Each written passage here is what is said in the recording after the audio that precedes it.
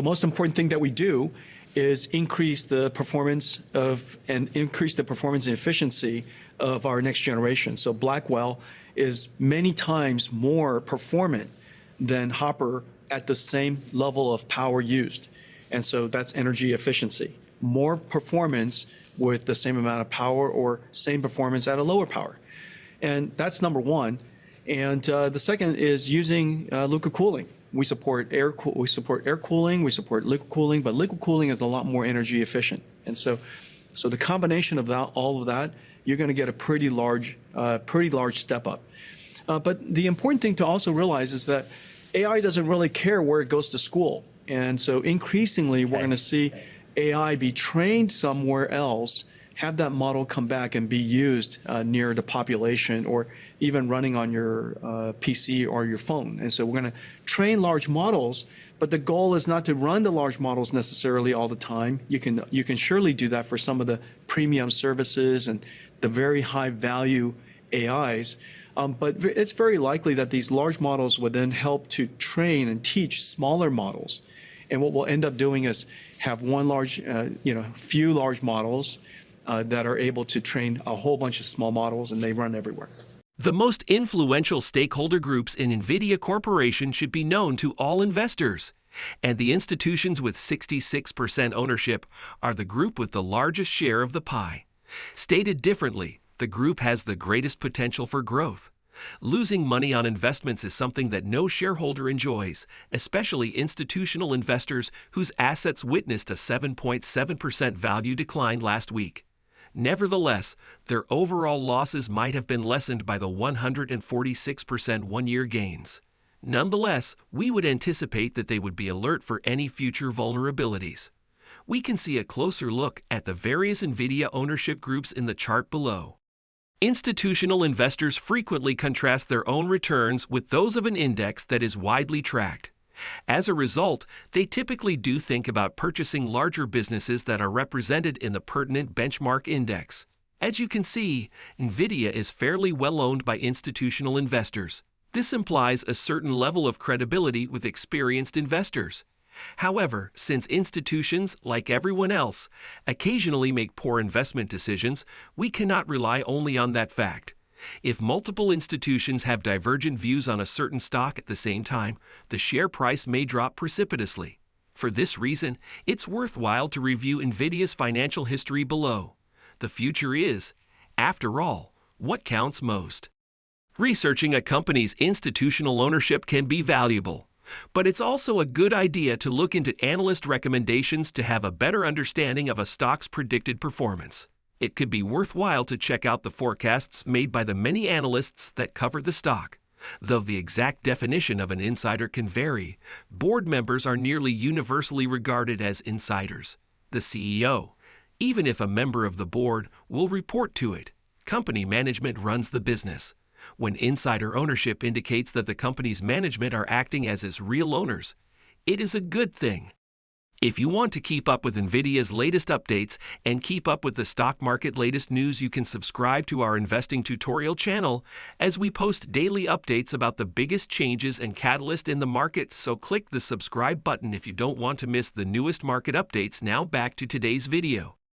Our GPU cloud was designed to be the best version of NVIDIA cloud that's built within each cloud.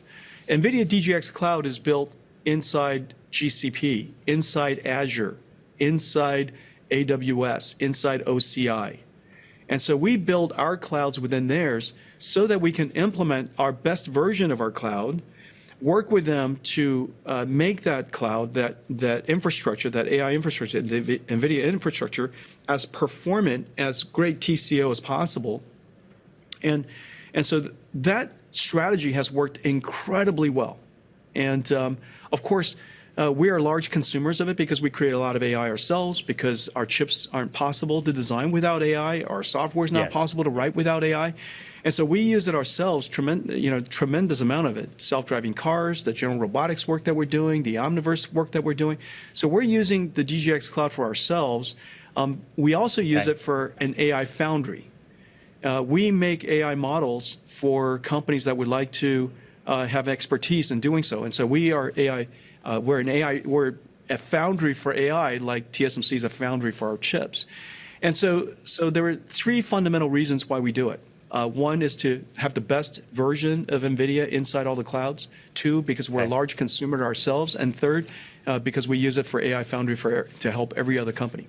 Many investors, including billionaires from hedge funds like Stanley Druckenmiller, have liquidated the majority of their NVIDIA holdings, meanwhile stating that the market has realized what they had previously noticed about the market leader in AI chips. Since the beginning of 2023, NVIDIA's stock has nearly doubled in value, and with a market valuation of over $3 trillion, it becomes sense to think about selling the shares or taking a profit.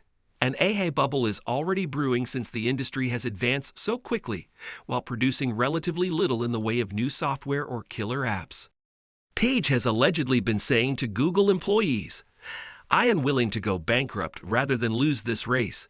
That indicates how much the person who oversaw Alphabet's heyday believes the stakes in artificial intelligence are. The CEOs of Meta Platforms, Microsoft, and Alphabet, according to Baker, are racing to develop artificial general intelligence, AGI, or a digital god, which may be valued at trillions, if not tens of trillions of dollars.